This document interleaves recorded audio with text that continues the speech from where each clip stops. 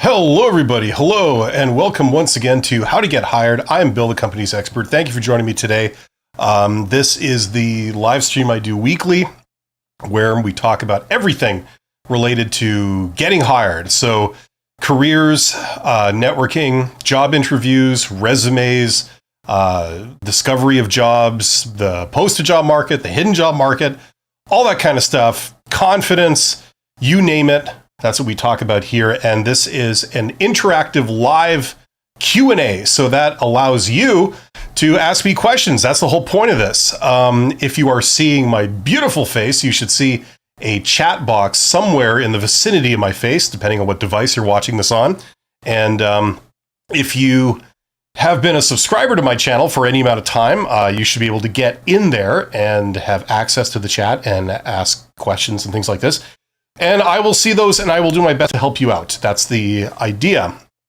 The title of this stream is Tell Me About Yourself, Best Answer, and More.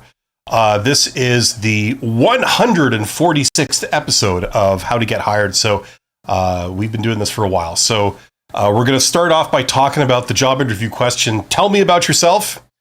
And yes, it is a question. I mean, doesn't have a question mark on the end of it, but it's basically something you're asked in a job interview, so you're meant to give a response. So we're going to talk about what's going on there. But before we get started, just a special shout out goes out, as always, to my YouTube channel members.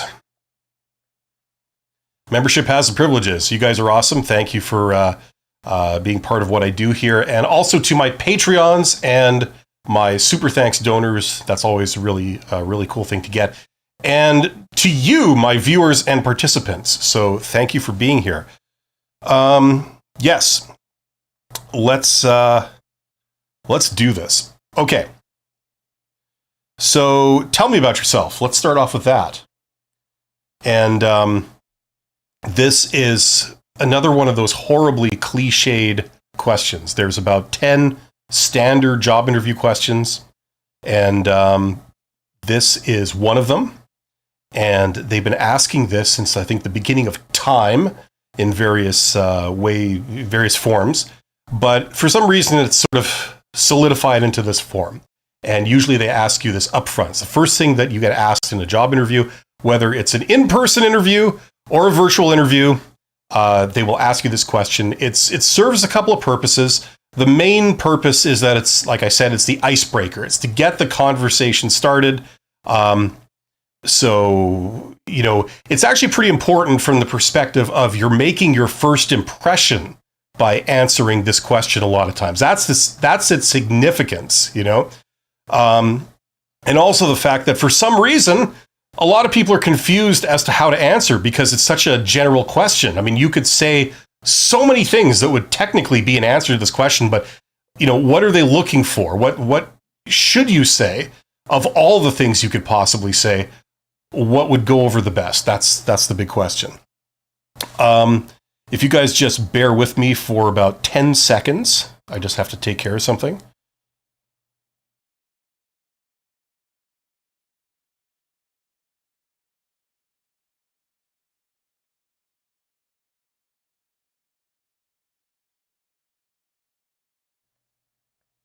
Okay, sorry about that. Just I occasionally have asthma attacks, so I have to take a medication for that. So that just makes it more comfortable for me. Okay, right. Let's resume here. So tell me about yourself. As I was saying, this is a very important question because you're making your first impression during it. Now, if you start off a job interview and they ask you or say something to you right off the hop, and you're stuttering and you're trying to figure out what to say, and you're not very confident because you don't really understand exactly what they're asking and stuff like this. Obviously, that usually leads to a bad first impression. Okay, so that's why it's important to get this answer correct. Now, okay, I think we've done a lot of the preamble stuff. Let's get right to the heart of it. Here's how I recommend that you approach this question. Okay. As I said, you could say so many different things here. You could talk about your blood chemistry. You could talk about your ambition. You could talk about your soft skills. You could talk about your history. You could talk about your ambition. You could talk about your family. You could talk about your hobbies. You could talk about your personality. You could talk about your career history. You could talk about your political opinions. You could talk about almost anything under the sun, and that would be telling them about you, right? But think of the context. Why are you at the job interview? What's the purpose of it? Well, the purpose is for you to tell them how you're the best candidate of all the candidates they're considering to select for this job. Okay? That's what you're there to do. That's the context. So if you think about that context, that basically frames how you should answer this question, right? So of all the things you could tell them about yourself, tell them the things that are going to convince them to hire you and not pass you over for somebody else. That's the idea, okay? So the question becomes, well, what should I say about myself that will get me hired? Well, a great starting point, okay, is to go back to the original job posting. You know, when they posted the job and they said, we're looking for someone who has this, right? Usually they have a section called requirements, right? And it says somebody with this education, this experience, these skills, maybe these traits, you know, things like that, right? So keep that in mind. That's the stuff that they've said. These things are important to us. We're looking for those, okay? So if you're ever confused in a job interview about, like, you know, what could I talk about? What should I say? If you don't know the answer to that, always go back to those, the things that they've told you they're interested in. They want to hear about how you have this education and how you have these specific experiences, right? Okay. The other thing is that what's going on here is that this is a starting point for the conversation. It's an icebreaker, okay? So sometimes having a good overview of who you are, just so they can start, you know, the conversation from there, is a good thing. You start at the beginning, you end at the end. You don't start with some very specific, detailed, finer point of something you might have done in the past or whatever. That's not a logical place to start an interaction, right? Okay, so here's what I recommend. The first thing that comes out of your mouth is the phrase, well, as you can see from my resume, right? So that's the first thing you say. It's more of a memory jog for you than it is an answer for them. And then the second thing you do is you summarize your resume in 45 seconds. Now, 45 seconds is not a lot of time, okay? That's like, you're only going to be able to get the most basic overview of your resume. You would say something like, well, as you can see from my resume, I have this education and I started in this role with this firm or this company. I did this function, and then I moved on to this other role in this other company and I did this function. Right? So like in 45 seconds, just giving that type of very basic overview is all you're going to be able to do. And you want to do this in 45 seconds because what you don't want to do is be there talking for 10 minutes, getting deeper and deeper into minutia, into like little details, you know, and then have to cut you off, right? You get halfway through your life story and then they cut you off, right? You don't want that. So nice high-level summary, 45 seconds of your resume, right? And then you end with another phrase. You say, and that's what brings me here today and why I'm excited to learn more about this opportunity. Okay, so let's unpack what's going on here. You start with that initial phrase. So, as you can see from my resume. Now, you don't have to say that. Some people find that they don't want to say that. Okay, it's a good thing to say because it frames it for you. You know, okay, go over my resume, right? Obviously, it depends how you say it. If you're going to say it in a very arrogant way, you're going to say, well, as you can see from my resume, which you should have already read, what's the deal? You're not going to say it like that, obviously. If you do say it, you say it in a very non-threatening way. You say, well, as you can see from my resume, I have this education, right? So you got to get the tone right. Or you could omit that phrase completely. The key thing you want to do is summarize your resume. You want to do it in chronological order. So you start with your education and then you start with your oldest experience and come up to your most recent experience. And then it's logical that you end with that last phrase, And that's what brings me here today and why I'm excited to learn more about this opportunity, right? So, that's the path that led me here. Now I'm here, and I'm excited to learn more about this.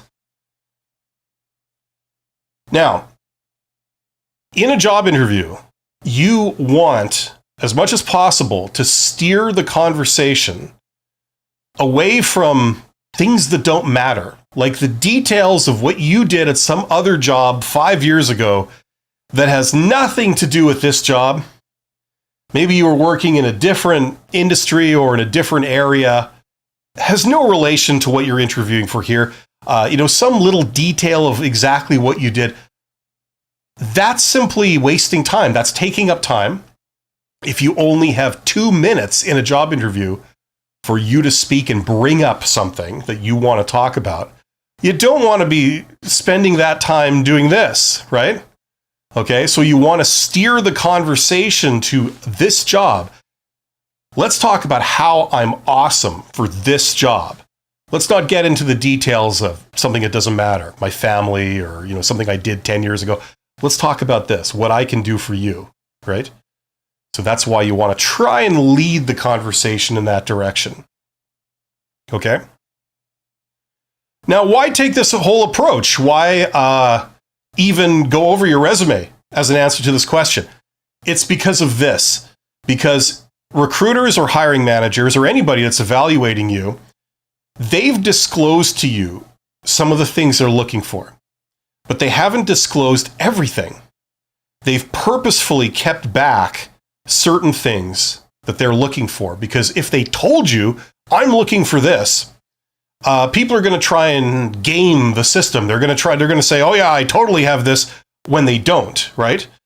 So they're strategically not disclosing exactly what they're paying attention to and exactly what they're hoping, what they place value on, because some things they want to see if that emerges naturally in the conversation or it doesn't, right? So that's the other thing that's happening here. The other thing is that there are certain things that these people regard as bad.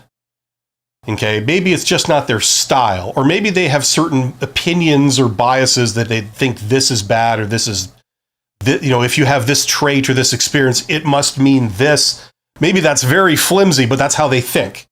And so they're not looking for someone with that, or someone who thinks that, or someone who does that, right? But they're not disclosing this, right? So it's like a minefield. You innocently mention the fact that, oh yeah, I think this, or I do this, or I have done this. And then you walk into the trap. They hear that, they go, red flag, I don't like that, eliminate it, right? So that's a constant worry, okay? Now, the thing is, here's the real gem here of this. The material on your resume is safe. You can say the things that are written on your resume, and it will not get you eliminated. And that's been shown because you sent in your resume as part of your job application, and they read it, and they evaluated you based on it, but then they called you in for an interview. So the material on your resume did not get you eliminated. In fact, quite the opposite. It got you an interview, right? So if you don't know what to say in an interview, you don't know what you could say that might be a red flag, or that these people wouldn't like or they would like, you go back to your resume, because saying what's on your resume is safe. It didn't get you eliminated. It's not going to get you eliminated. That's how this works. The danger is when you go off script. You say some random thing about yourself that you haven't disclosed yet, right? That's when you risk that thing gets you eliminated, right? Because these people, unbeknownst to you, they have a problem with that thing, right? They don't like it. Okay, so that's the idea. Like, say, for example, you were, you're in the military or something, and that's on your resume. Now, if you're nervous about, if I'm in an interview, should I mention that I did a stint in the military? Well, was it on your resume? If it was, and they read your resume and they still called you in for an interview, then presumably that means that's fine. These people don't have a problem with that. Either they're neutral about it or they regard it as a good thing, right? But if you say, okay, well, I also, I do extreme sports as a hobby, right? Maybe I should say that, right? You'd believe me, right? If I say that and it wasn't on my resume, that could be risky because unbeknownst to you, you don't know how they feel about that, right? There's no evidence that they're approving of that, right? So if you don't know what to say, you have to say some random thing. I would mention the fact that you're in the military in this example because that was on your resume, right? That's probably not going to get you eliminated. That's the idea. So that's why we answer the way we do here, okay? And the other thing is that you don't want to spend like half the interview on this question. This is meant to be an introduction. It's meant to be an icebreaker. You don't want to be on this question for 10 minutes. You want to sort of answer the question, give them what they're looking for, be professional, start the conversation, and then move on to the real thing that you're meant to do in a job interview. You're not there to talk about your previous jobs. You're there to talk about how you have everything they're looking for and that you're the best candidate for this job. It's about what you can do, not the details of exactly what you did working for somebody else, right? They're two different things. If they want to ask you about your past, don't get bogged down in that. Okay, so that's why we answer the way we do. We give a 45-second summary of our resume, and we try to bring the conversation to this role and make a good impression. And don't put our foot in our mouths. Don't get ourselves eliminated by going off script and saying some random thing that could get us eliminated. The most popular video on my YouTube channel is me talking about how to answer this question. And in it, I give a real life example of something that I did see, which was I was in a job interview. I can barely remember it so many years ago, but I was in an interview and I wasn't conducting the interview. I was just kind of there observing. And a candidate volunteered the fact that they were a sports fan. They were into a particular sports team, right? And I'm not super into sports, but I knew that was a red flag for the person that was interviewing because I knew a bit about them. I knew they were a sports fan too, but they were a fan of the opposing team, right? There's a bit of a rivalry going. So I knew that wouldn't go down super well with that person. It wouldn't, they wouldn't get all warm fuzzies about this candidate when the candidate volunteered that. So that really did not count in their favor. And so as a result, the candidate was most likely eliminated because they said that. They were doing fine until they said that. You know what I'm saying? So the hiring manager was not into that. Now it's a minefield. So the thing is, there's no reason why you should be volunteering that in the job interview. The more you go off script and say random things, the more you're given rope to hang yourself, right? So keep it professional, keep it to the point, summarize your resume, and minimize your risk, right? That's the idea. Okay, so hopefully that makes sense. That's the way I would recommend you to answer. So to summarize, it's a 3-part answer. The first one is a phrase. Just memorize the phrase. It says, as you can see from my resume, it's technically optional. It's more a memory jog for you than it is part of the answer, but that's how you start. And then the second thing you do is you go down your resume, you summarize your resume in 45 seconds. Just very brief, high-level overview of your resume, right? Education first, then experience, oldest to most recent, and then you end with another phrase. You say, and that's what brings me here today and why I'm excited to learn more about this opportunity. Okay, that's the idea there. So that's the answer I would recommend. We could keep talking about why you say what I recommend you to say, but that's basically the answer. So just as a reminder, get in the chat. Let me know what questions you might have, what you're wondering about, what you're struggling with, and I will do my best to help you out. Yeah. So the other thing, by the way, the other thing with this question is that I've heard some people react and say, well, they already know your resume. Why would you go and start telling your resume to them over again if they already have it? They presumably have already read it. right? Doesn't that seem like the wrong approach? And the answer is no, because what usually happens in job interviews, recruiters are particularly notorious for this, is that yes, in theory, they have your resume, and in theory, they should be familiar with it. But in practice, what happens most of the time is that they decide to bring you in for an interview, and then time passes, like days or weeks pass, and then your interview happens. And in that time, they haven't reread your resume, and they haven't prepped specifically for your job interview that day. Usually what happens is recruiters line up job interviews back to back, right? So one interview ends, and then you have a couple of minutes, and then the next interview starts, right? Now, in that couple of minutes, they're doing various things. They're getting, a glass of water, and they're, going to the washroom, and they're prepping the room and all this kind of stuff. And they haven't actually reread your resume right before your interview. That's pretty typical.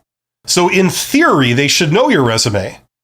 But a lot of job interviews, when you get down there, or you do the virtual interview, it starts online, you do it over Zoom or whatever teleconferencing thing.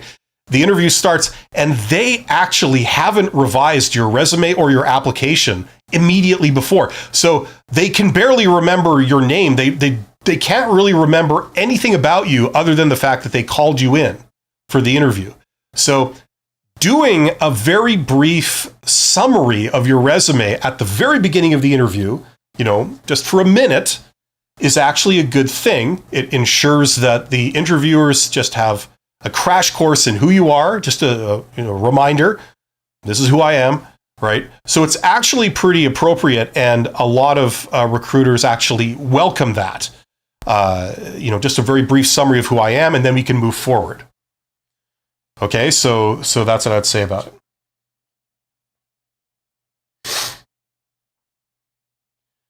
Somebody says, so we got people in the chat. That's great. There are 24 people here. Thank you for being here. Let's talk about it and whatever other questions you guys might have. So would the information from this question discate what they will ask next? What does discate mean? Or is this completely separate from the rest of the interview? Okay, well, kind of strange questions. It's not separate from the rest of the interview. It's how to answer the question that they asked, which was, tell me about yourself. If you go to a job interview, usually the first thing that happens is they, you have a greeting like, hello, nice to meet you. You shake hands, whatever. And then, have a seat, you sit down, and then, okay, so tell me about yourself. That's usually the first opening question. So it is connected to the interview. It's a direct answer to something that they prompted you for, right? So yes. So you say dictate. So would the information from this question dictate what they will ask next?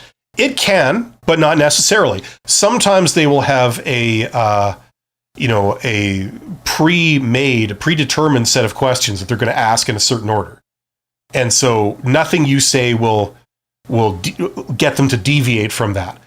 Other times, it's a little more loosey-goosey. It's not quite as formal, and they will have more of a conversation with you. So in that case, yes, if you start talking about and saying like, okay, here's my history. I did this, and now I'm here. It can have an effect on what they say next, definitely. There's not one way to do an interview. There's many different ways to do an interview. Generally speaking, when you're at the low level, right, like an entry-level job or anything up to like a professional level, if it's a first interview and it's a recruiter, they tend to make it very formal. They ask questions that are worded verbatim right off a piece of paper or something, or, tablet. That happens on the low end. As you go higher and higher, like for higher level positions, you move up into mid-management or executive management, or even higher, even like board level stuff. I mean, it's completely unstructured. It's a free-flowing conversation between two people, right? That's usually the form it takes when you get to higher level roles, right? because they're wanting to get to know you. They're wanting to get to know what type of person you are and this sort of thing. So yeah, it can take many forms. But when they ask you, tell me about yourself. First of all, tell me about yourself is a very, basic question. It's not like the person is a conversational genius when they ask something like this. It's just a very basic question. Sort of like saying, where do you see yourself in 5 years? It's the equivalent of trying to start a conversation by saying, so nice weather we're having for this time of year, don't you think? It's like, it's a very basic way of starting an interview or a conversation. So, Jason says, I think they meant dictate. Okay, yeah. So hopefully that makes sense. That's the deal here.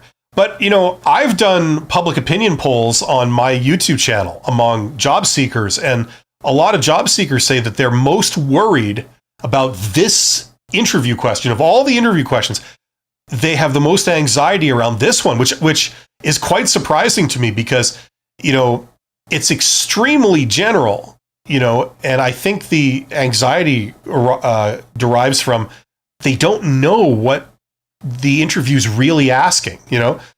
There's always a question behind the question, especially with these cliched standard job interview questions. They're written by very intuitive people. Those tend to be the champions of these types of questions.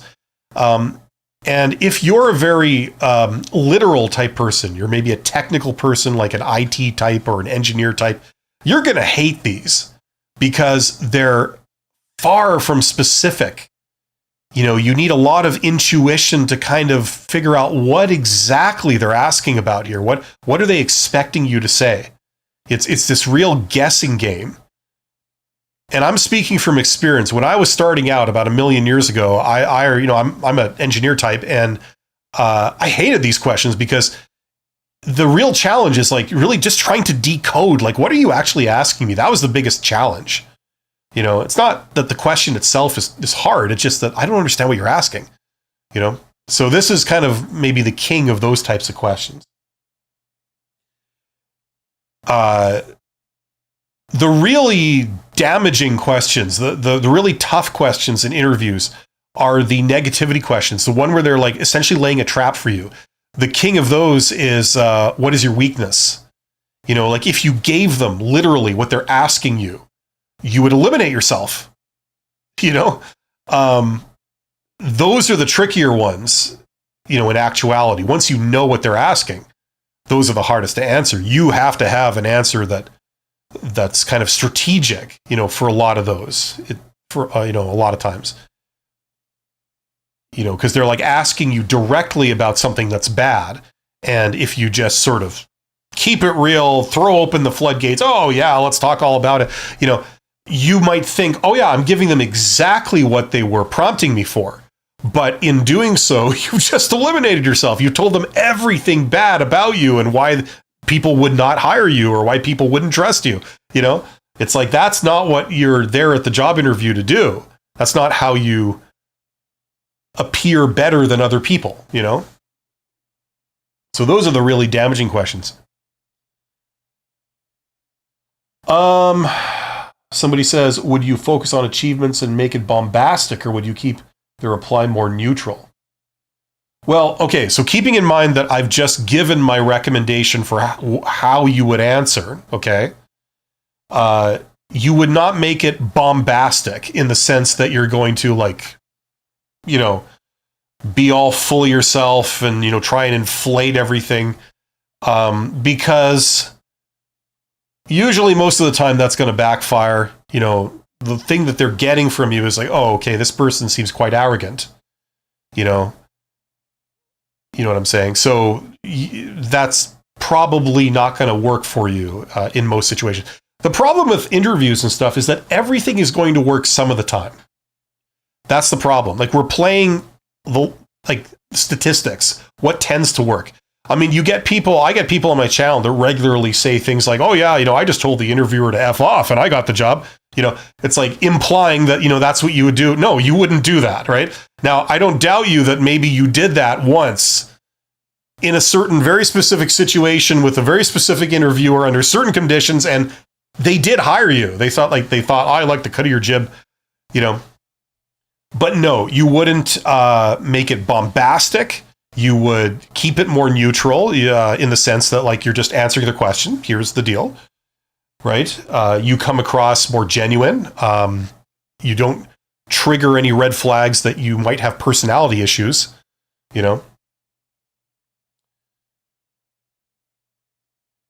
Somebody says, what is your weakness or what is your biggest mistake are trick questions. Absolutely. Yeah, exactly.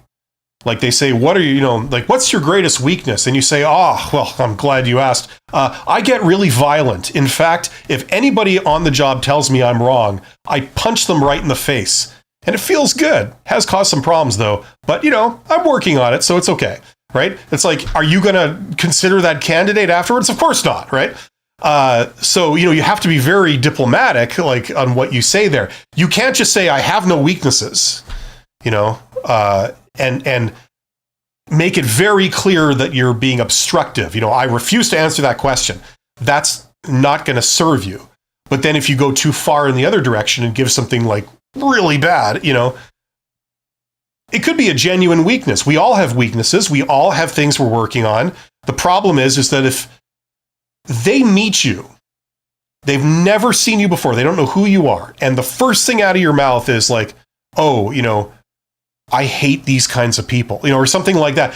What kind of impression are you making? You're making a terrible first impression, So that's why those questions, you're absolutely right. They're trick questions. They're trying to bait you into giving them something bad about you. And unfortunately, the way this works is that the candidates that are successful in hiding a lot of their true weaknesses, they're the ones that tend to get selected. That's the reality of these things. You're making a pitch. You're making a first impression. And the better your first impression, the more likely you're going to get selected,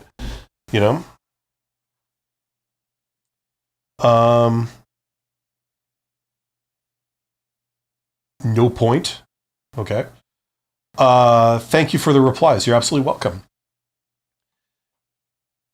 Yeah. How do you say your name? Cat with a bunch of other silent letters?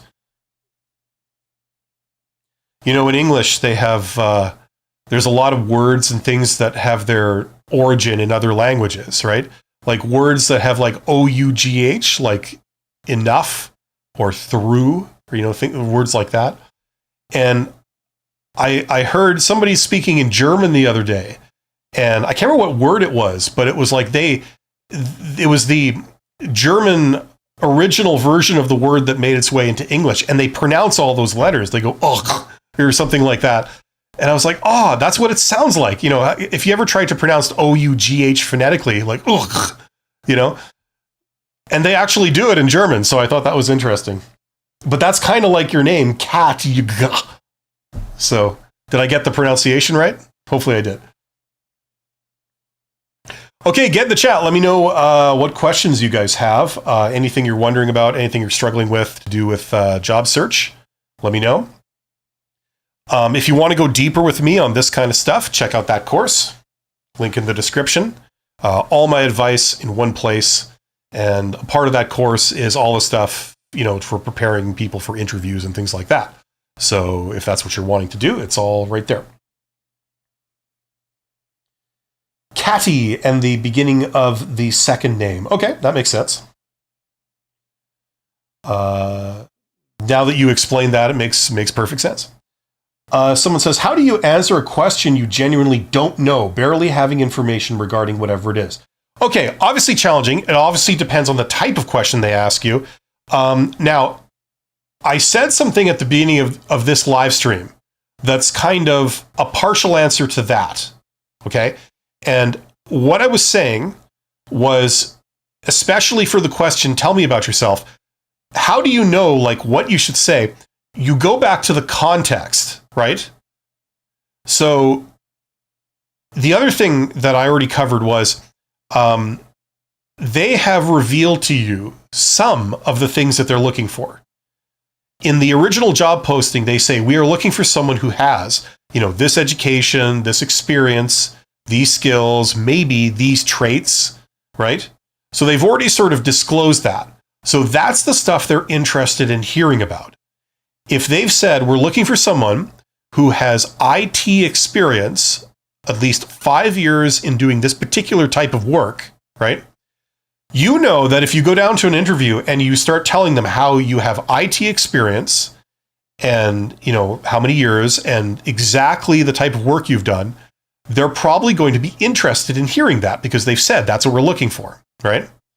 So when they ask you a question that you don't know, you don't really know precisely what they're fishing for, things like this. One of the guidelines is, when in doubt, go back and speak to the things that they listed in the job posting under requirements, okay?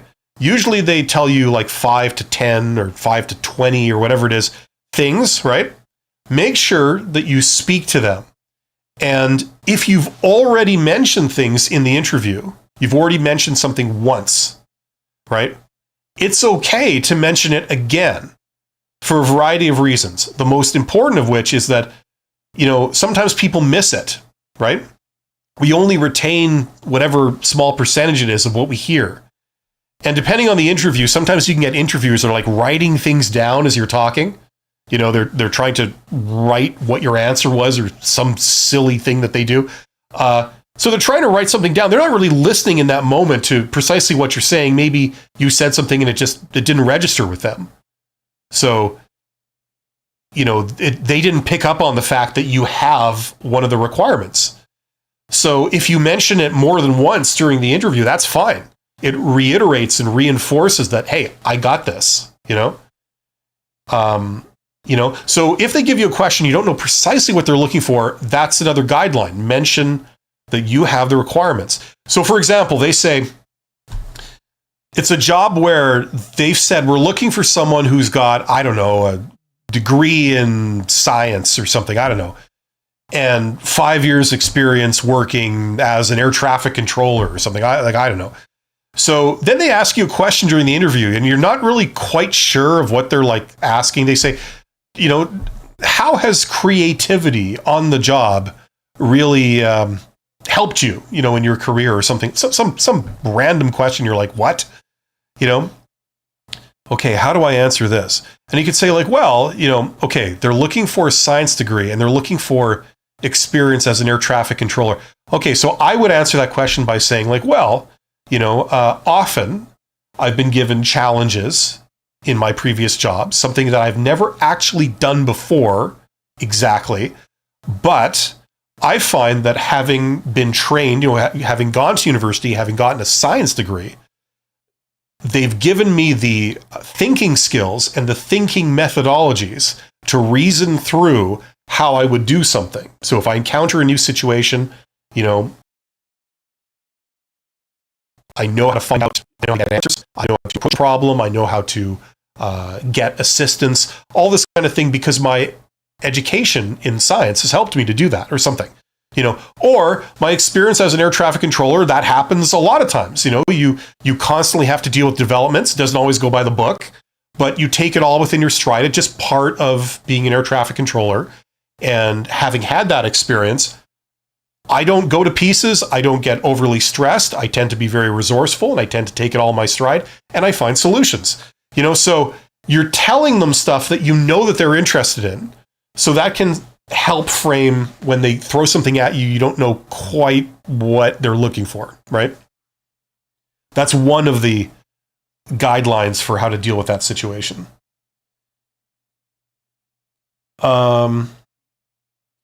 Okay, is stammering give bad impression interviews? Yes, it does.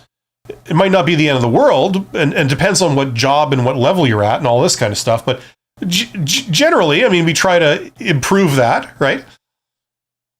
And you improve it with practice. It's just that simple. Nobody's instantly good at a job interview. It just doesn't work like that. You have to practice. You have to rehearse. Practice makes perfect. It's like learning a sport or a musical instrument. You first learn the theory of how you play it, and then you practice. You don't just learn the theory and then go give a concert. You know what I'm saying? Or go play like a, final game tournament or whatever. You learn the theory, this is how you play the sport, and then you practice over and over. You do it over and over. And the more you do, the better you get. Job interviews are exactly the same. Okay, someone says, I got asked once for an airline pilot job. How does the lifestyle of a pilot who works for us look like? And I got stuck because there was almost no information online regarding that. How does the lifestyle of a pilot who works for us look like? Okay, well, I'm a little confused because had you been a pilot before? Was this your first job as a pilot? Because if you had been a pilot before, presumably you know the lifestyle. You know, like, okay, it's not exactly banker's hours.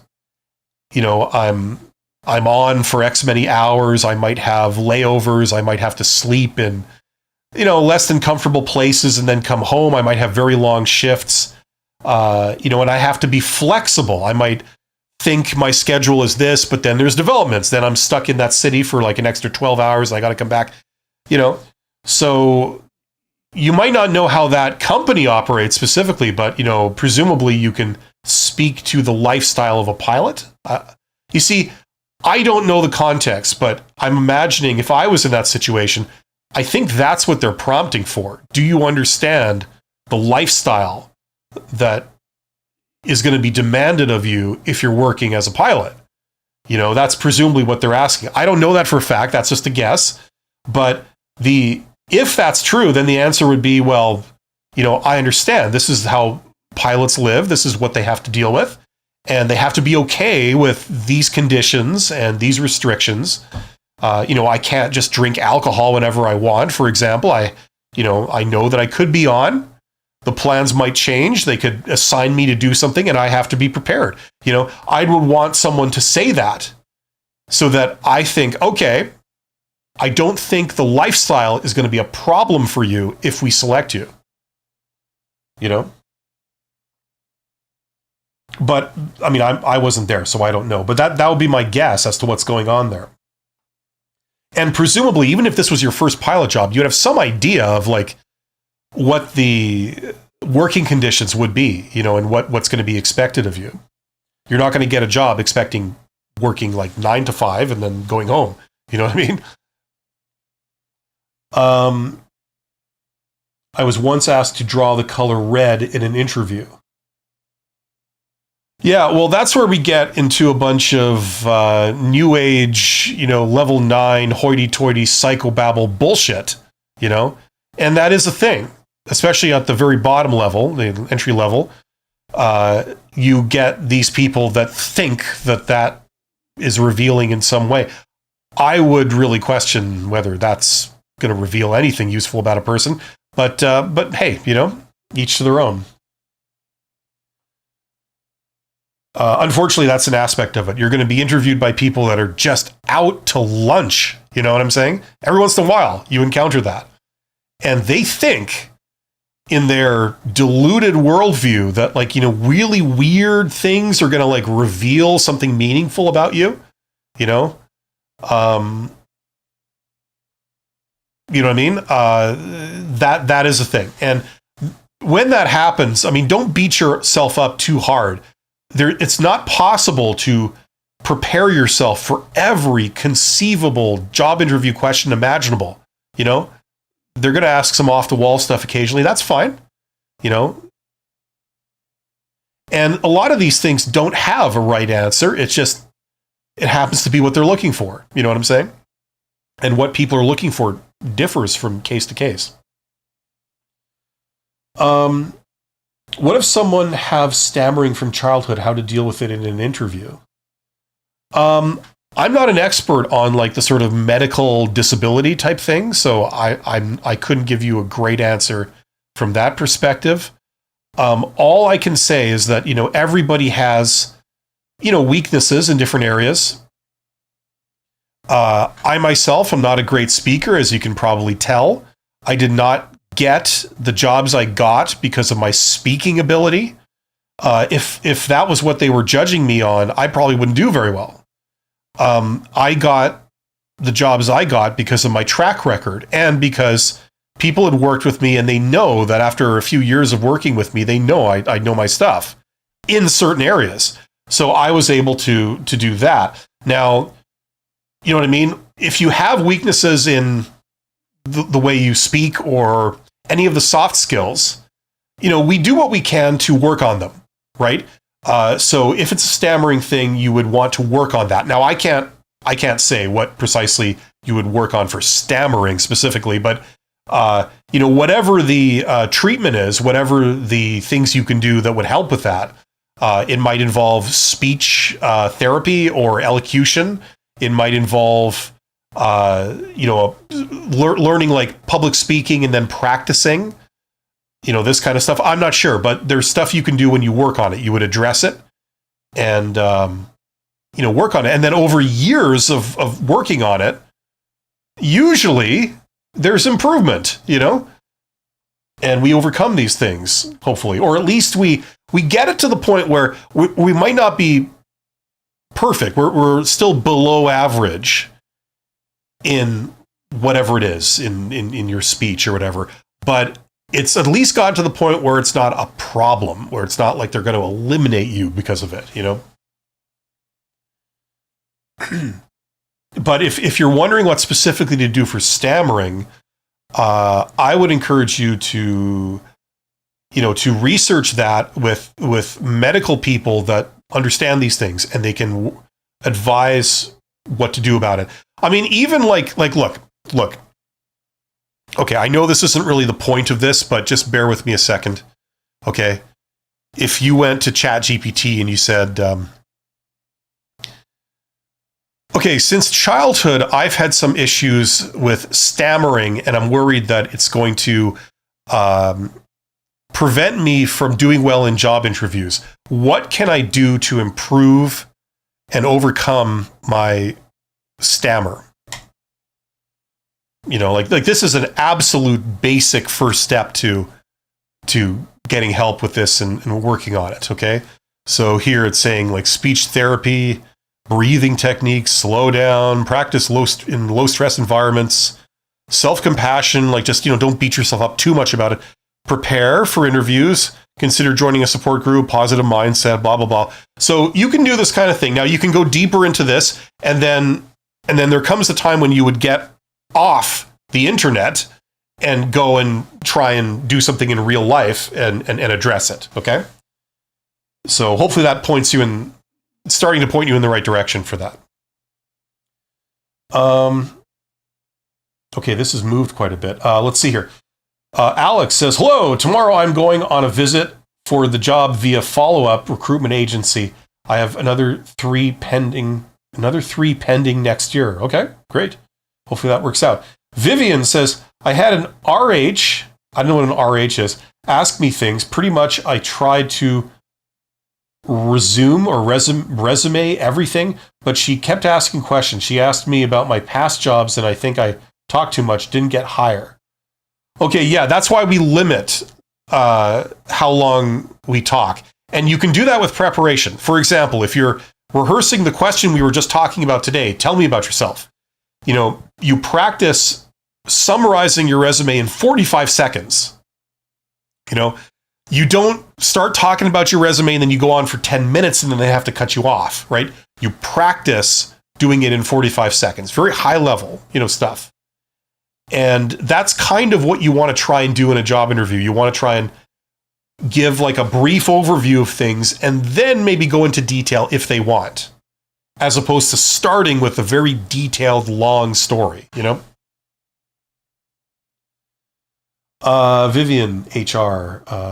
RH is HR. Okay.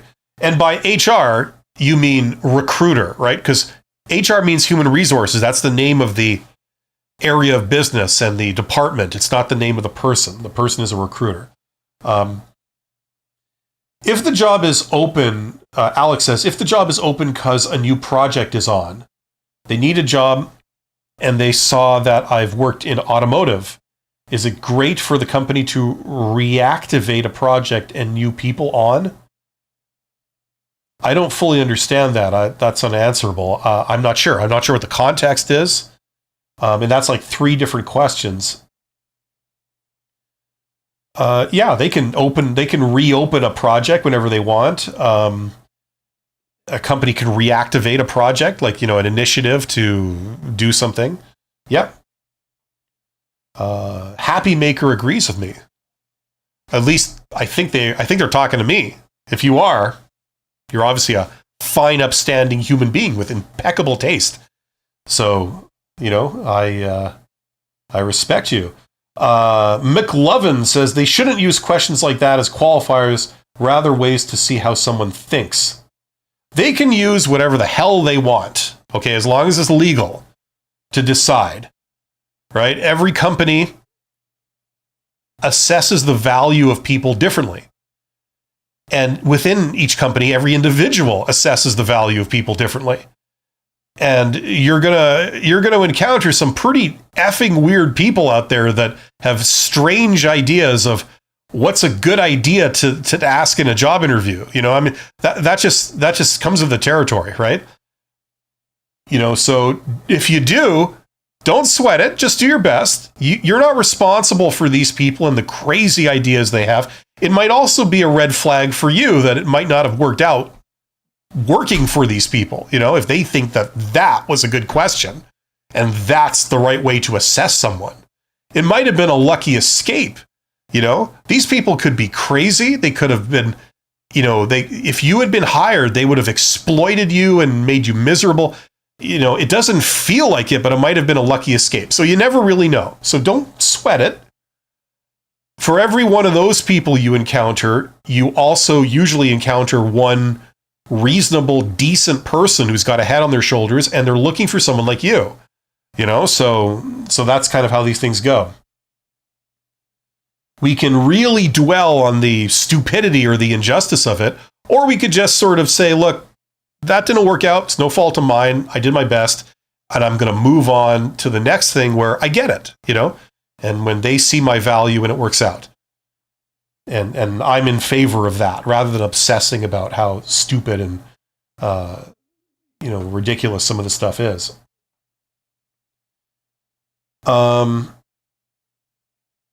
George Vasco. I'm going to switch to a thing. It's been a while since I used this screen. I'm going to switch to this screen. George Vasco says, yes, it was my first pilot job. First interview also. I think they wanted me to have connected with some pilots working for them to know how their lifestyle looked like as indication of motivation. Yeah, and that's a perfectly reasonable thing. You get that, especially for people coming out of school.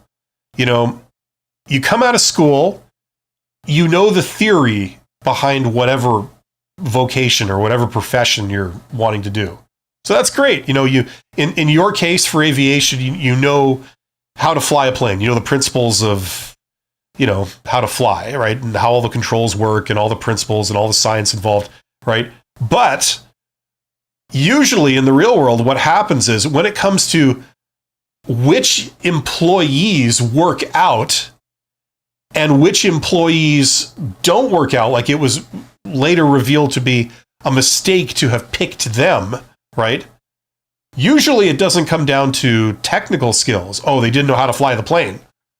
It comes down to, well, they just weren't cut out for this lifestyle, You might find that when you're in flight school or whatever, maybe you're an extrovert. Maybe you got like a big social life. You're partying with your friends all the time and stuff like this while going to school and doing a good job. Then you get your first job as a pilot. You find that like, wow, I feel like a nomad. I'm always in a different city. I can't really predict my schedule. I can't have a social life really because, I don't know if I'm going to be in town that day, if we're going to get together or do something together, and then you find that like it's extremely depressing. maybe they pay you a lot of money or whatever, and that's fine. But in the end, you crack because it's like, I can't live like this. It's not about the money. It's about the lifestyle. I just can't do this. Maybe you try and have a family. You find that you don't have a relationship with your spouse and your kids or whatever because you're always on the road. Now, some people can hack that and some people really can't, and these people that are interviewing you for the pilot job, they're not stupid. They've seen a lot of pilots come and go. They've seen a lot of people work out and a lot of people not work out. And they know that the real big thing that decides it for most people is not the technicalities of what you know about flying. It's about the type of person you are and how you, like what you're cut out to do on a personal level, your lifestyle, So that's why they're asking questions like that. Maybe I'm sure it's some version of that. You know what I'm saying? Because you get that with a lot of jobs. When I started out, I went into the railroad. I was working shift work. I was working the midnight shift with Tuesday, Wednesday off. That was my weekend, Tuesday, Wednesday. And I was on you start work at midnight or 11 p.m. and then you go till like 8 or 9 in the morning. Kills any kind of social life you could probably have, like any kind of normal lifestyle. It just kills it stone dead, and some people couldn't hack that, especially when you're in your 20s,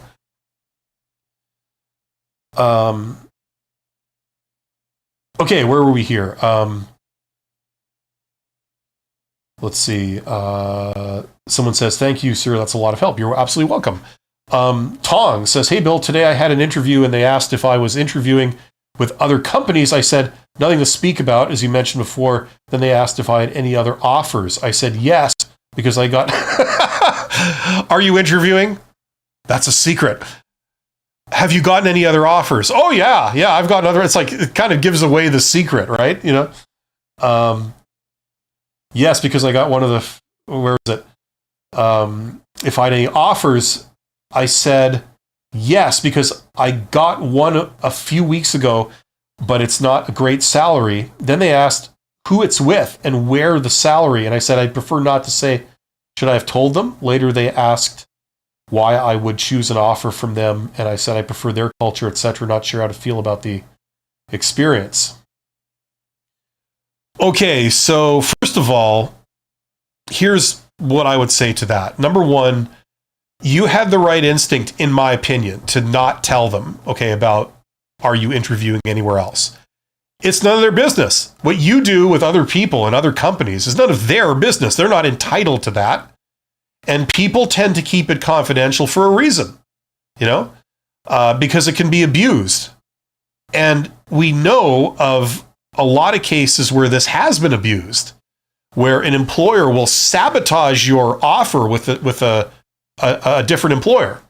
They'll call, you tell them exactly, oh yeah, I got an offer from this company, this person in that company, that's happening right now, right? And this other company that you're currently interviewing with, now that they know you got an offer from that, they'll call up that company and they'll say, I think in good conscience, you should know that this candidate, they drink on the job, they got severe personal problems, and we've had a lot of problems with them or something, and they'll get your offer rescinded. You don't want to give out all that information. You just don't. So you started strong by saying, well, nothing to speak of. And then, if they then follow it up by saying, do you have any offers? The logical answer would be to say, well, nothing to speak of. You know what I'm saying? Like, either no or I'm not going to tell you is basically what you want to convey. I don't discuss, offers, what I'm doing with other companies, that kind of thing. Or just say no. Right? Now, you want to do this in a very, in a way that follows etiquette. You don't want to say it in a very harsh way. No, I'm not going to tell you. That's none of your business. How dare you ask me? And then you take out the gloves that you carry in your pocket and you slap them in the face with it. You don't want to convey it like that, but basically you're not going to disclose things, right? Because they did exactly what I tell people is the danger. They then probed you for specifics. They said, well, okay, well, what company? What person in the company? And if you tell them that, that's when they can do stuff, right? So now their third question there, where they say, why would you choose an offer, from them or something? It's like, it's just getting worse and worse, because now you're having to justify wanting to work for another company. One thing you can say if you want to say something is like, well, I keep my options open, you don't even have to say that much. You could say just, well, I don't discuss that. That's personal confidential. I don't discuss that, with everybody. It just keeps it neutral, and it prevents it from being a factor, right? You want them to assess you on your suitability for the role. You don't want them to assess you on stuff like this. You know what I mean? It's the same thing if they say, well, like, how much money you have, what's your net worth, or something like that. It's like, that's personal confidential, I don't disclose that. I have a policy of not disclosing that. Okay, somebody says, hi, sir, what is the best answer to tell me about your weaknesses? Oh, how much time do you have? Sure, we can get into that. I'm sorry, I have coffee mouth. I had a coffee earlier. And that kind of thing where you drink coffee and then you do a lot of talking? Your mouth tastes really bad, especially this horrible Canadian coffee that I'm drinking for some unknown reason. It's just sludge. Anyway. Okay, so what is the best answer to tell me about your weakness? Well, what they're going to ask you is they'll say, tell me about your weaknesses, your greatest weakness, or your weaknesses. It's the king of trick questions. If you can't like say, I have no weaknesses. You can't give them a kiss off, like a strength is a weakness. Oh, my weakness is I care too much. My weakness is I work just too hard. It's like, maybe if it's like an entry-level job at McDonald's or something, maybe you could get away with that. But like any other situation, they're not going to go for that, right? They know that's not an actual answer. They didn't ask the question to have it deflected. They asked the question to get a genuine answer from you, right? So you have to give them something. The problem is if you give them what they're asking for, which is like a genuine weakness, depending on what it is, a lot of times you've just eliminated yourself, right? They call people down to job interviews because your application makes it look like you're quite qualified for this role. You look like you're qualified, you can do the job, and you look like you're a good fit on paper for this job, right? That's why they bring you down to the interview, right? Now, the reality is that, usually what happens is when they're talking to several candidates, it's not like, oh, one candidate seems awesome and the other ones all seem like duds. That's usually not what happens. Instead, it's kind of the opposite. Usually, you talk to several people and they all seem perfectly fine. It's quite hard to choose between them. You got several qualified people and they all look pretty good. You could hire any one of these people. If you were hiring more than one person, like you're hiring 5 or 6 people, you could hire all of them, right? They all seem good. So how do you decide between them? Well, usually that's why they ask questions like this. That's one of the purposes that this question serves. So if I ask someone like, okay, what's your weakness?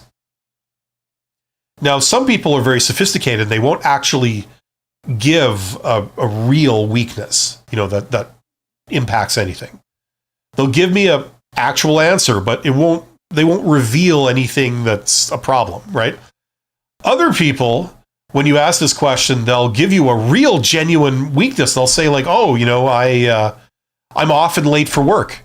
I just have a problem with punctuality. It's something I'm working on, but it has caused some problems in the past, and I tend to be late at least 2 or 3 times every week. Now, how would you decide between 5 or 6 candidates that all seem really good? If one person has told you that, you'll probably use that as the tiebreaker to eliminate them, right?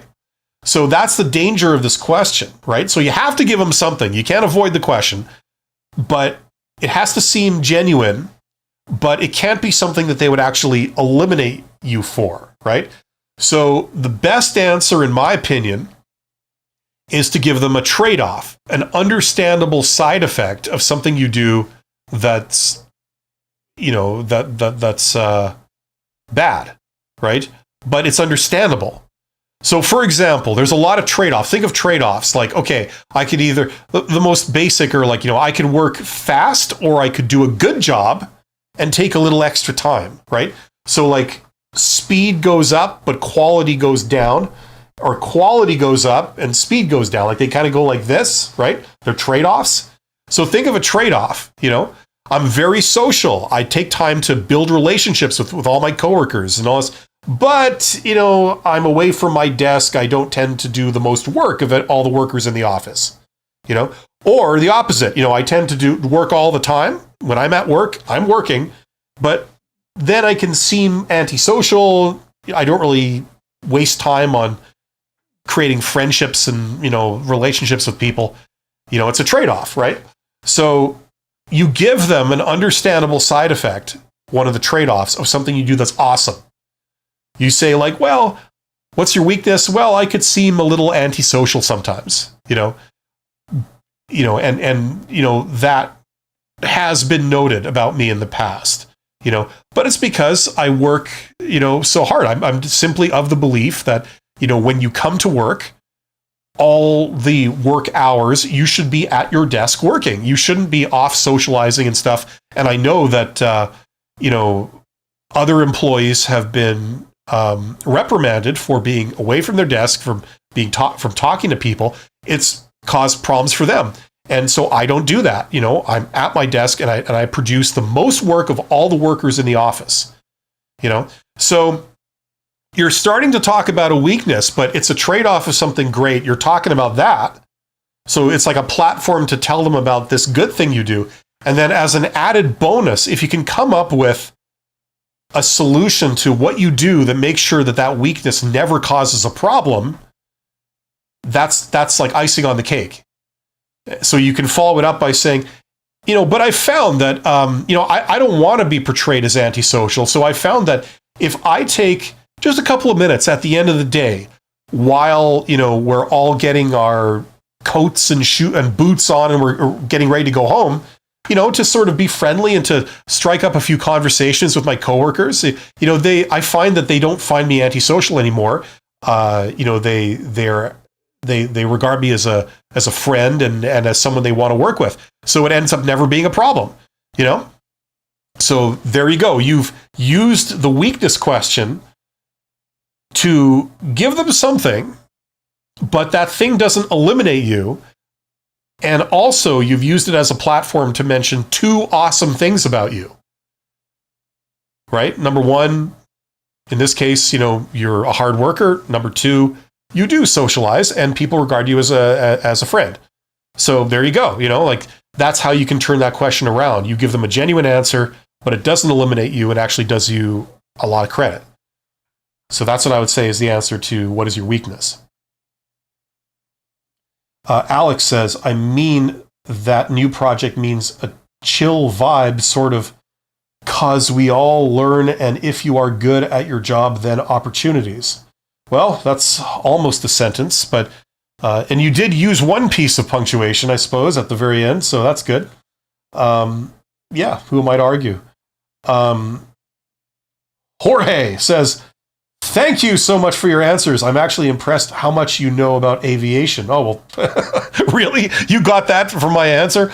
All I know is, V1 rotate, right? You do that and then you go up.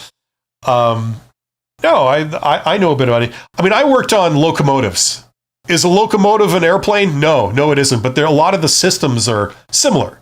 You've got electronic systems, hydraulic systems, you've got engines, turbines, that kind of stuff. So there was a lot of, on some level, there's a lot of commonality there, When it comes to, I also ran a one aircraft airline for a company, a division, like their enterprise aviation division, briefly.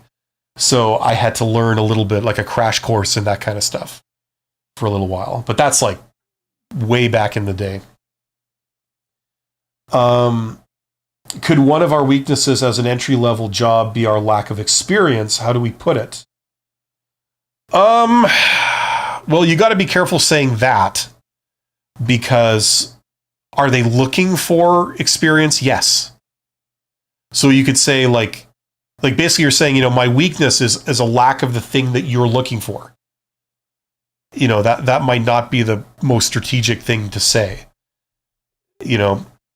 So like I said, think of a trade-off, okay? Think of something you do that there's an understandable side effect. Like it goes like this, right?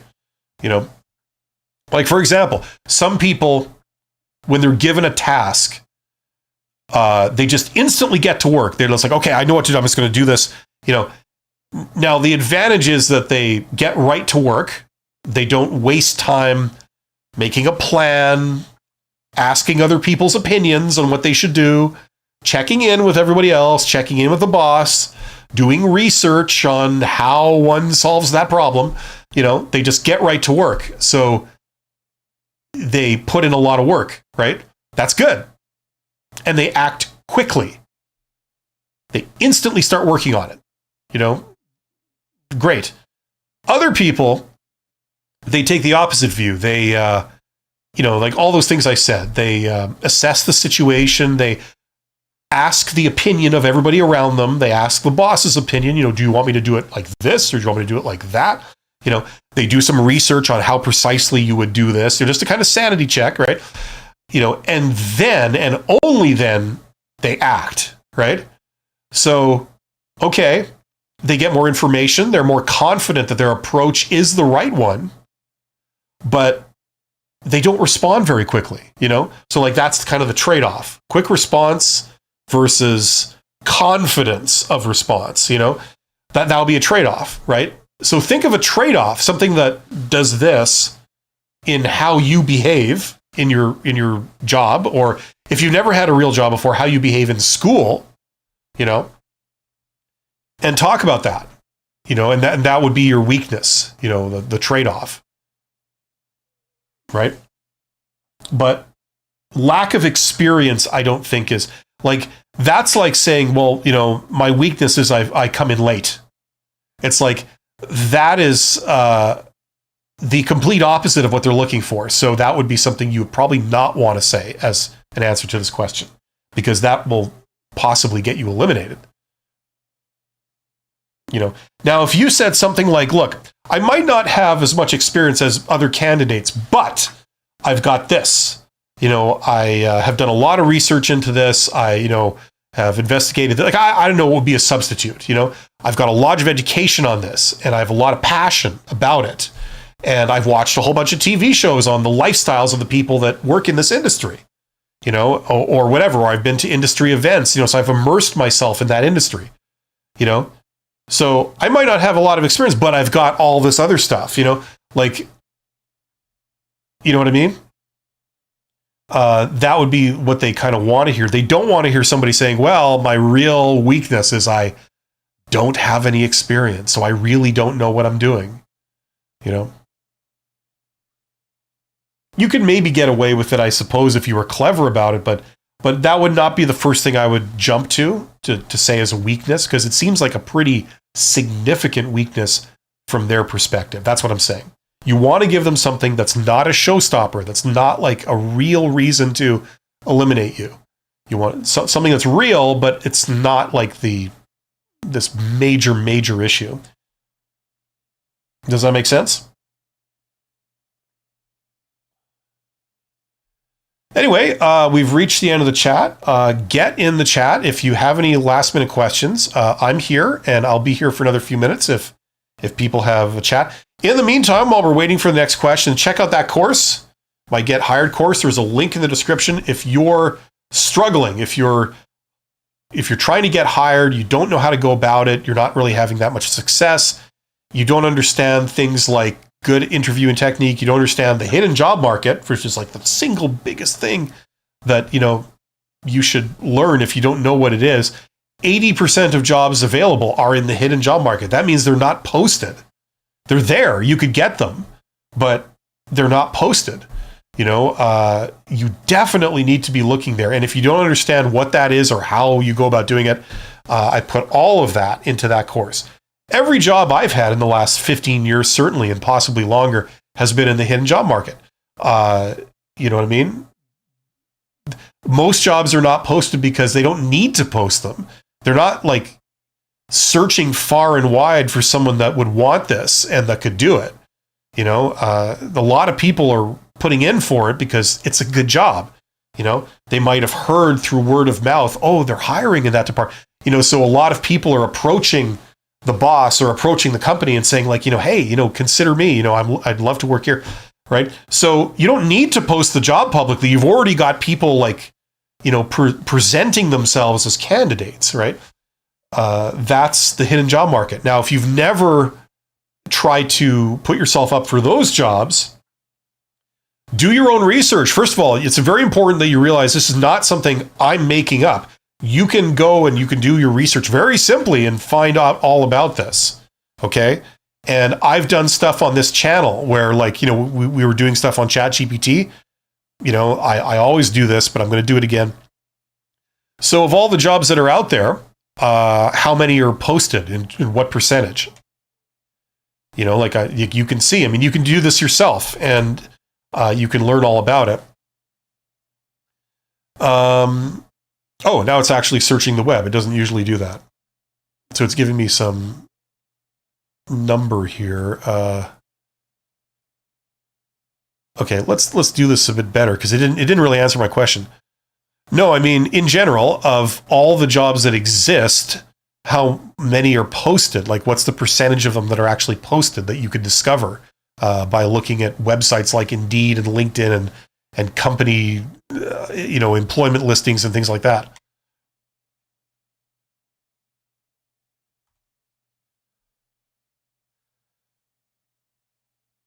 Okay, so here's the sort of standard answer.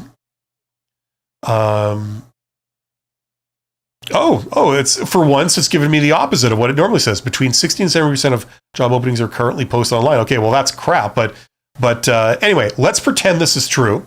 So 30 to 40% of jobs in this case, which is not true, are hidden. They're not posted, right? So,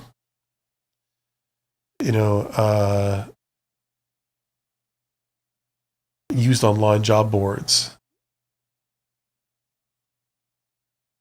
I'm sorry. I'm just reading this. It's just interesting. Many jobs are filled via internal hiring referrals. Yes, that's what I'm talking about. Like, here you go. For example, many career advice sources say up to 70% of roles are never publicly posted. Yeah, exactly. What is it? Though that number is more heuristic than rigorously derived. Yeah, because you don't get statistics on them. That's the thing. The only statistics are from the government records because employers have to disclose how many people they're hiring and how many people work there. So they may not post that on out on the internet, but they have to declare it to the government. The government needs to know who they're employing and how many and all that kind of stuff. So the government is the only real source of that kind of stuff. And when you equate how many people they've hired versus how many jobs they've posted, you see there's like a huge discrepancy there. But let me ask you something. In your, just what you've observed, have you ever observed somebody say, I got hired, from a job listing that I just reached out to the company cold? Or, in the people friends and family members that have gotten hired, former coworkers, do they say, oh, I got hired because somebody put in a good word for me or someone told me about that they're hiring here and I just showed up and I did it. I interviewed and then I got hired. You skip the whole job posting step. So anyway, learn about the hidden job market. Do your own research on it because this is real and something like 80% of jobs are not posted. And that's how it's always been and that's how it's going to be for the foreseeable future. So anyway, what I was saying was that if you want help with that, that's the world of networking. And introverts can kick ass at networking. I'm an introvert.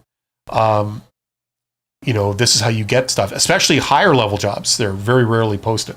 So check out that course that can help you with the posted job market and the hidden job market. Okay, we were using this screen. So let's see, where are we here?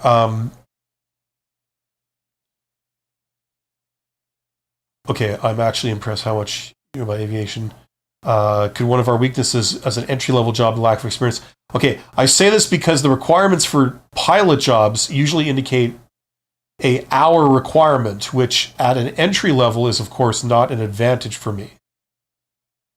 Yeah, like you have to have a certain number of flying hours and all this kind of stuff.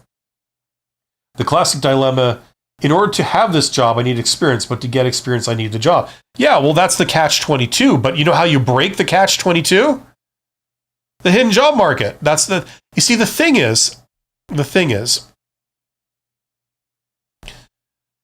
how can I put this? You have a hiring manager, you have a boss, okay? They run a team of some kind, right, of employees. They supervise employees in some way, shape, or form. Either they run a department or they have their own little work group, right?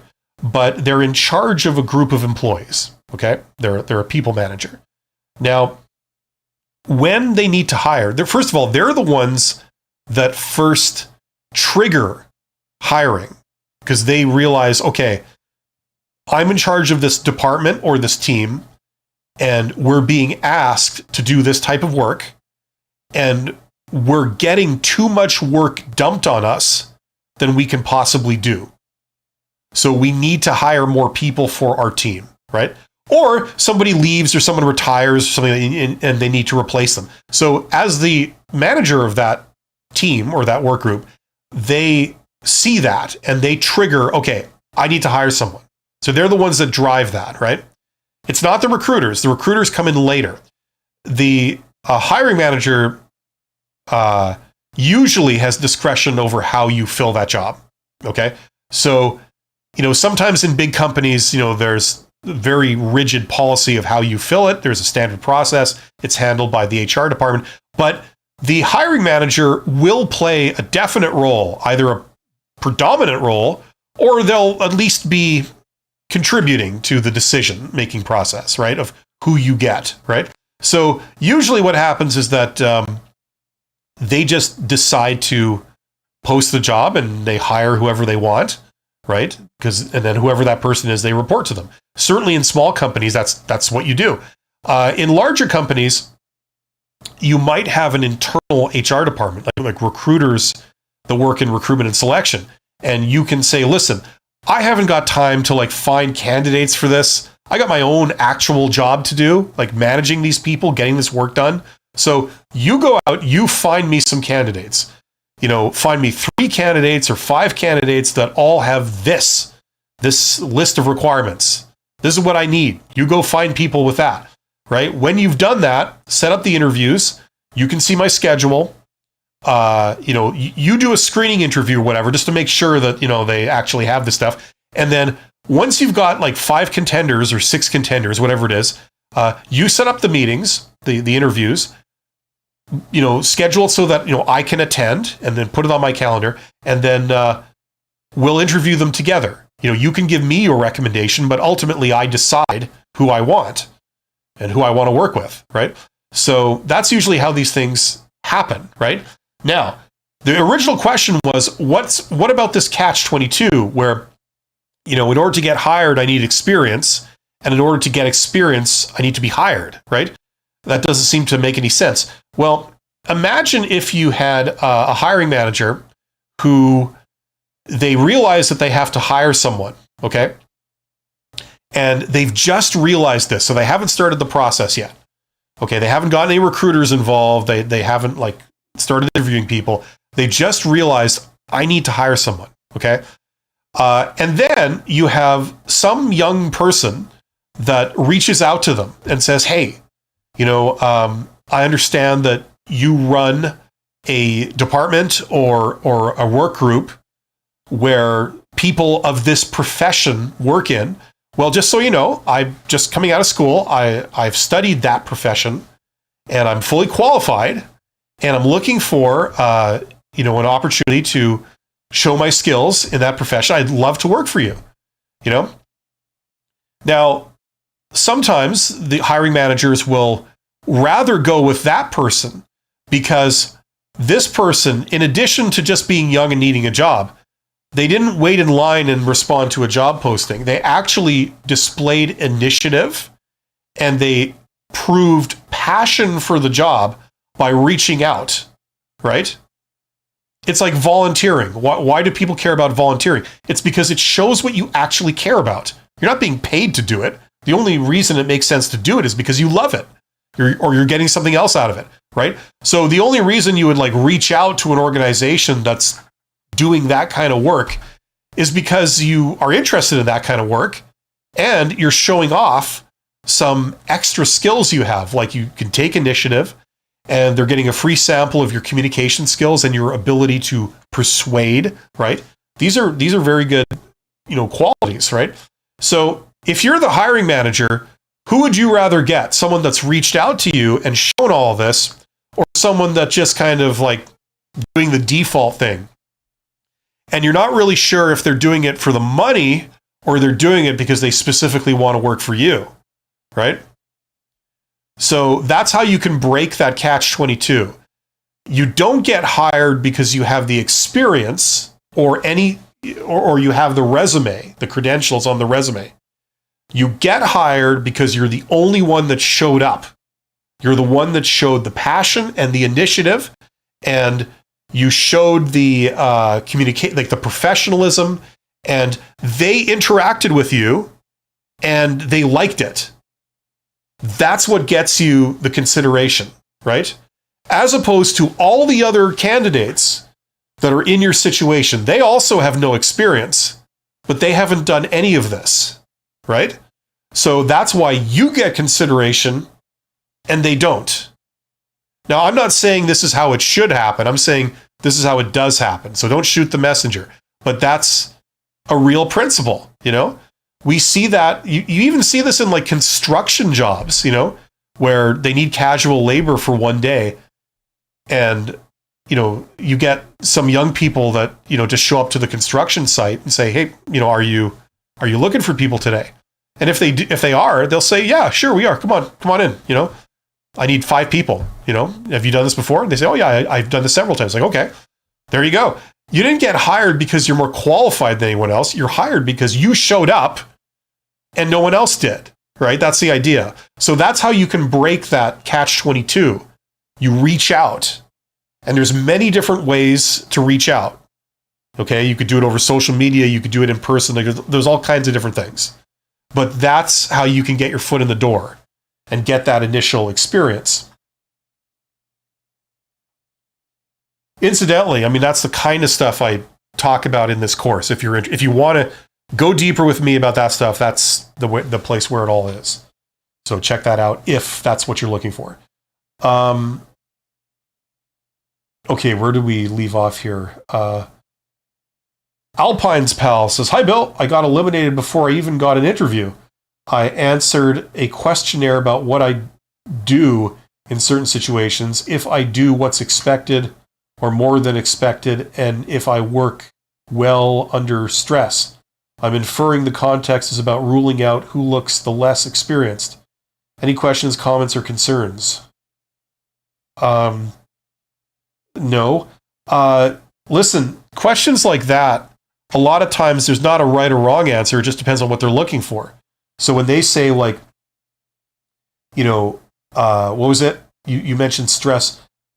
What's expected or more than expected? Like some people will say, well, will you do what's expected or will you naturally do more than what's expected?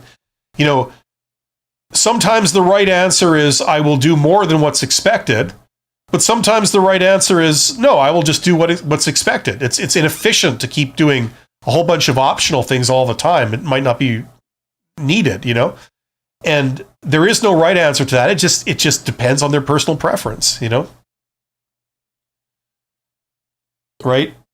I would, Alpine's Pal, I would avoid like changing your entire strategy based on like one data point, like what one employer asked of you and then the outcome. It's like If you do this like 5 times in a row and you get the same result, they eliminate you because of the same thing, then fair enough. It's a trend.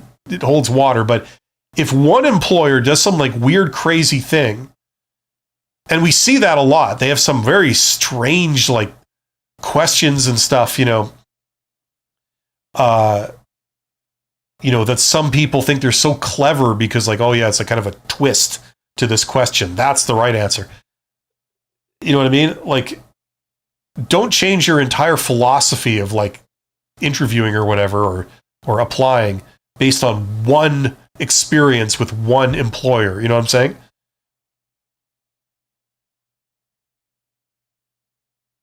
Okay. It's not necessarily about who looks less experienced.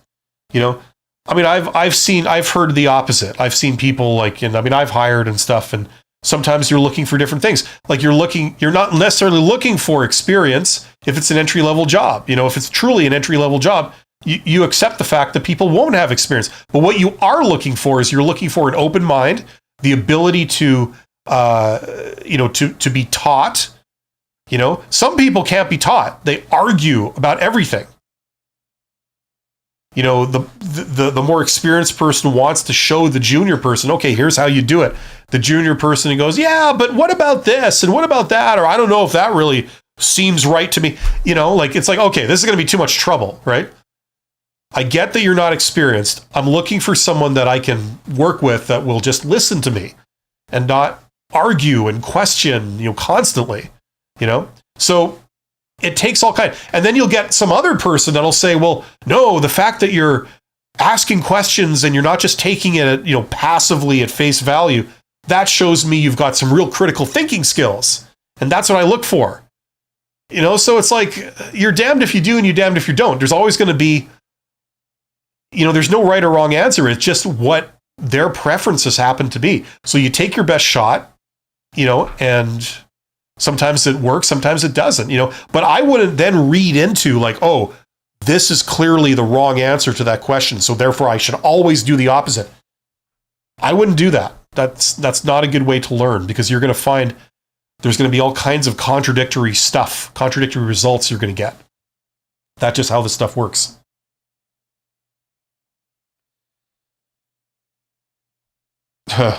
No, I'm not hiring anyone for roles at this time. No, I'm just doing a one-person YouTube channel and one-person consulting business. So that's kind of, it's, as an introvert, it's bliss. I've worked with people in corporate environments for years, and that was always the part that I didn't enjoy, was like dealing with other people. Like, a lot of people are great to deal with, but the challenges were always dealing with other people. It wasn't the work itself, it was always the people. So for someone like me, just doing something on your own is wonderful. That's why I do it. Unconventional. There's not a lot of former CEOs that go on YouTube. You know what I mean? The only reason I could do it is because I've just resigned myself to, like, I'm never going back. So all my bridges are burnt. So, I got nothing to lose. So that's my unique situation. I don't see a lot of other people in this situation with me.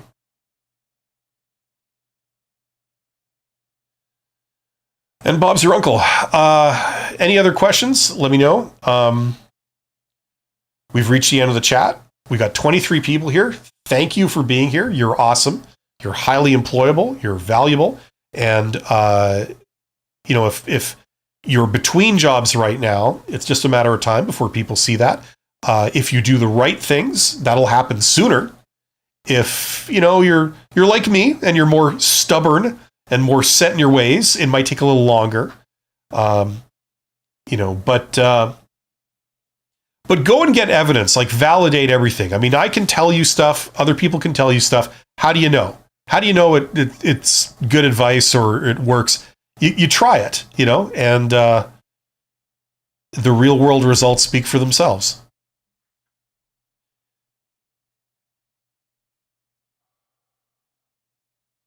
Oh, there's a good one. Do you prefer the center of the room or the walls? Well, here's what I'll say to that. Okay, So if there's a fire, the correct thing to do is to escape the building, to egress the building, get the hell out of there, right? Okay. In which case we're talking the walls. Go to the walls, find the door, get the hell out, right? If there's a tornado, it's a different alarm, a different warning sound. There's a tornado. In that case, you do not run outside. That's the opposite of what you want to do, because then, you get hit by the tornado. You go to the center of the building, to the strongest pillar or support, the column in the center, and that's where you stay, right? And that gives you the most protection. So depending on what disaster it is, what problem it is, whether it's a fire or a tornado, you do two completely opposite things. So that would be the center of the room, right?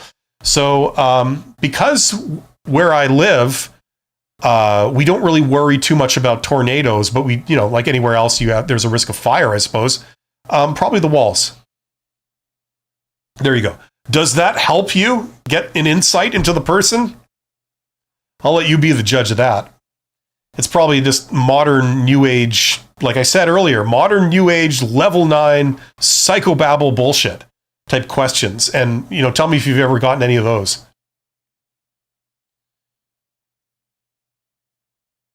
Whether you work well in the group or you are shy, but also if you are independent and too chatty. But what if you're shy and you work well in a group? You're shy, you don't talk a lot, but everybody likes you. You pull your weight and you're friendly. What do you do then? Is that not part of this binary decision that you gave me? Yeah, we're really getting to the real value here. Some of these questions are really insightful. I'm sure they really expose, whether somebody is fit for a job or not. The other thing that I find is kind of funny is that nobody wants to, in the world of recruiting, nobody wants to acknowledge the fact that they always conflate sociability, with your effectiveness, right? They seem to think that, the more social you are, the more effective you'll be. Now, I suspect a lot of you guys know rightly that how much that's bullshit. If you're a technical type of person, where you have to overcome a technical challenge, that, okay, there's some value in, social interaction. Like, if you're stumped by something and you don't know the way to solve the problem, getting other people involved, asking them their opinion, going and checking in with other people, like, how would you solve this? Yes, that can help. But the problem itself is solved not by groupthink, by group work. It's solved by you getting on with it and not being social.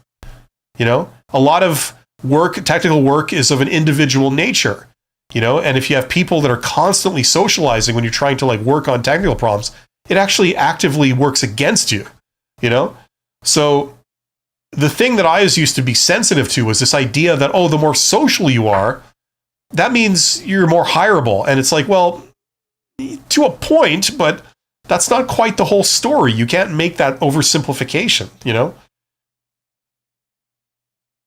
know what I mean? So that's something else. But try and tell that to the HR department. That's the opposite of how they're taught, And I know where they're coming from, because rightly so, usually the reason why employees don't work out is not because of their lack of technical abilities. It's because of an underdeveloped social factor. Like they couldn't get along with other people, or the communication between the boss and them was terrible, or they were too argumentative, or they refused to do something that they, it wouldn't be the solution they would choose, Those are the things that end up resulting in an employee not working out. So fair enough, but you can easily go too far when you're assessing somebody's suitability for a technical job by looking at their social skills. You know what I'm saying? And only their social skills. That's the problem.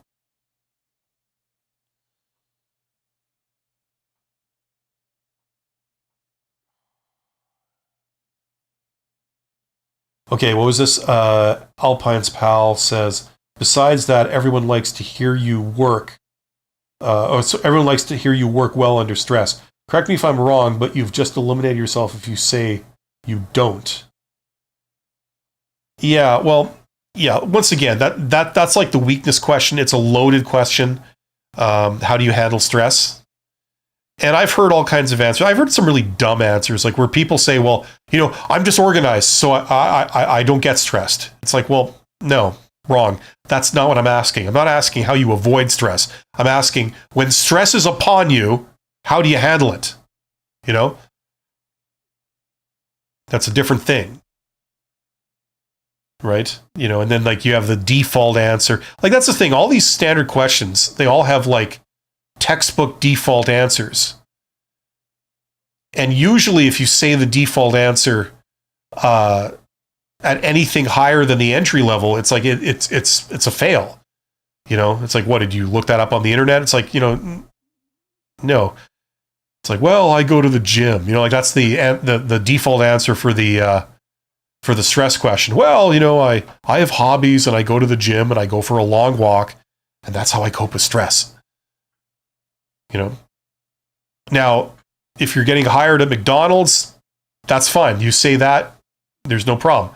If you're getting hired for like, being a plant manager or like some mid-level manager, that's not going to cut it. You have to go into a lot more detail and you have to talk about it,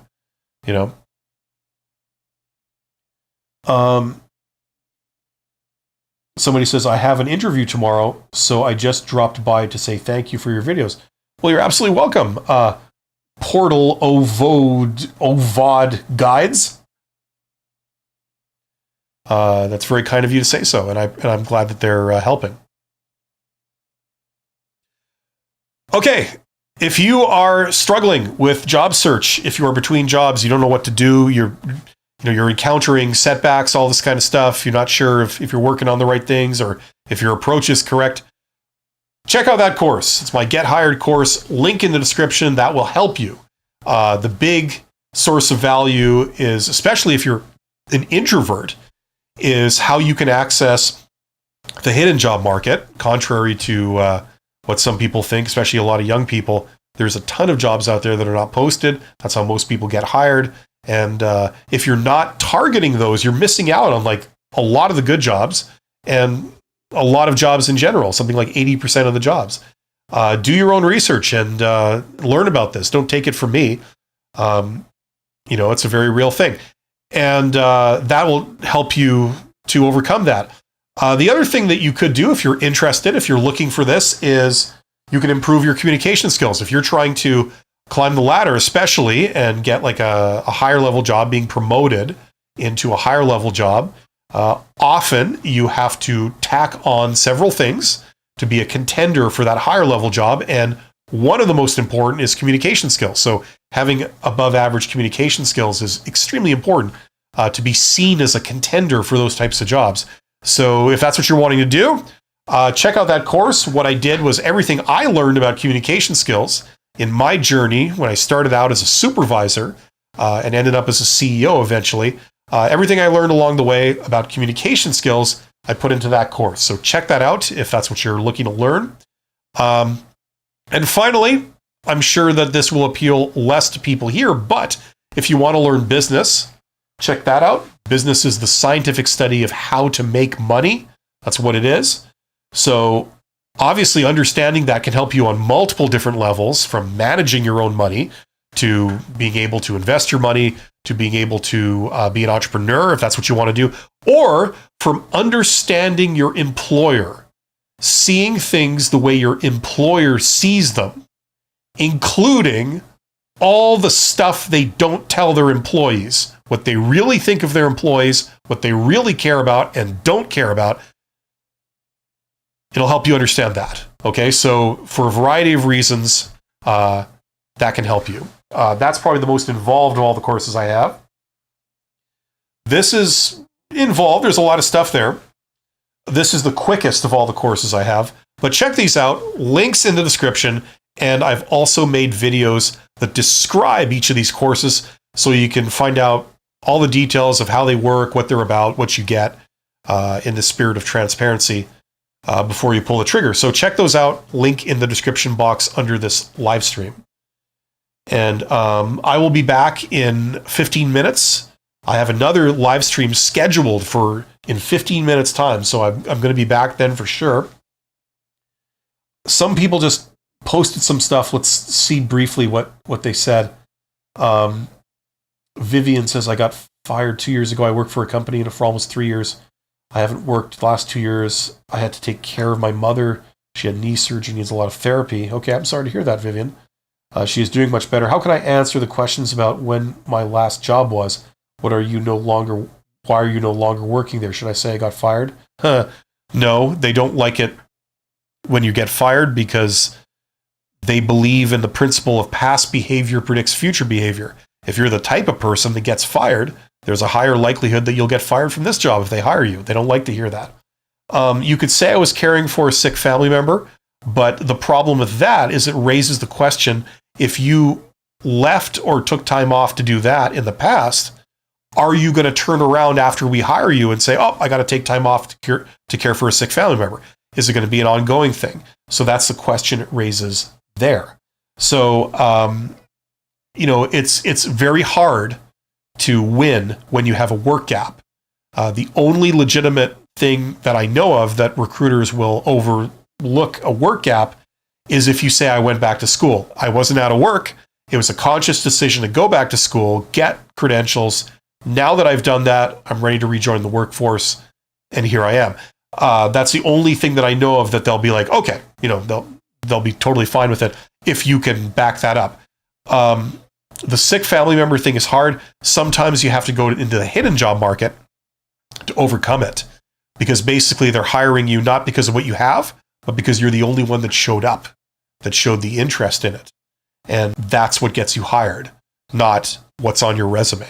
So that's what I'd recommend there. If there was more time, I'd be able to explain more, but unfortunately I have to get moving. Alpine's Pal says, that makes sense. It reminds me of the interview is more important step than quizzes before that. It's trickier though, which makes me infer the chances are low to get an interview, maybe. Well, yeah, I mean, there's a ratio between the amount of applications you send out and the amount of interviews you get.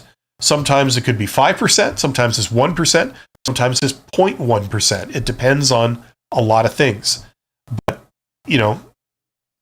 it's good in a way because let's say it's 1%. You know that in order to get one interview, you have to send out 100 applications. You want an interview? Send out 100 applications. You want 5 interviews? Send out 500 applications. That's the beauty of knowing that ratio. Okay? So it is a little predictable. It's disappointing that you don't automatically get an interview every time you send out an application, but it's a numbers game. It's totally based on statistics. The hidden job market is the same way. Networking contacts work exactly the same way. There's a ratio. Sometimes it pays off, a lot of times it doesn't, but it's predictable. If you have a ratio of like 50 to 1, you send out 50 messages, you get 1 meeting, something like that. Works the same way. So that's how this stuff works. Anyway, I'll be back in 10 minutes. We can get into it then if you like. Other than that, I wish everyone very best of luck. Thank you for being here. Best of luck. If you have any questions that I can help you with, come back. I'm live Monday, Wednesday, Friday, and I'll do what I can to help clear up some confusion if you got it. Take care.